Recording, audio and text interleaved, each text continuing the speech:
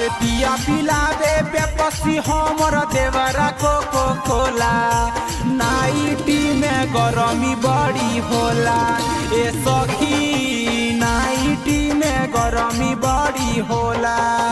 मिलले भतार सखी हमरा के भोला, नाइटी में गरमी बड़ी होला के सखी, नाइटी में गरमी बड़ी होला।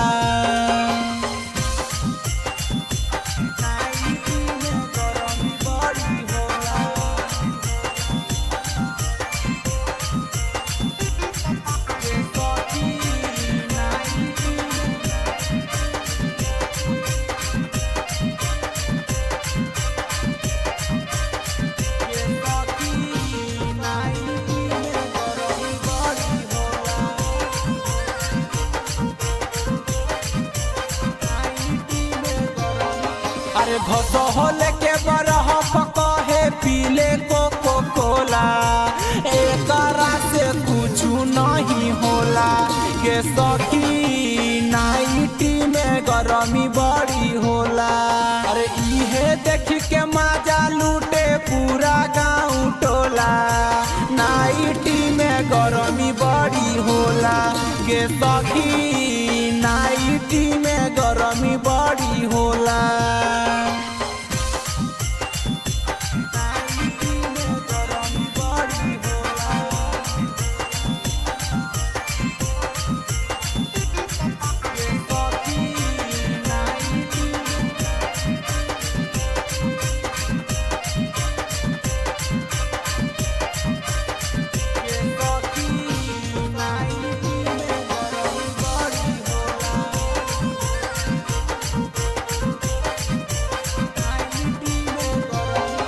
अरे कहिए एकरा के तनो सखी दर्द ना बुझेला, पियावा हमर ढोढ़ी पर पढ़ेला गे सखी, पियावा हमर मिही लगैल भोला।